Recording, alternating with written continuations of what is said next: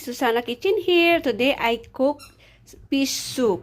I have this one kind of green leaves, eggplant, tomato, onion, green chili, ginger, spring onion, and green zucchini, and I have also fish. We add now the fish, black peppercorn, amasita for sinigang sampalok, sea salt, add zucchini, eggplant, add spring onion, charred leaves, and cover it the green chili. And that's it. We will taste now. Oh, soup so good, nice. Let's try na guys, the soup.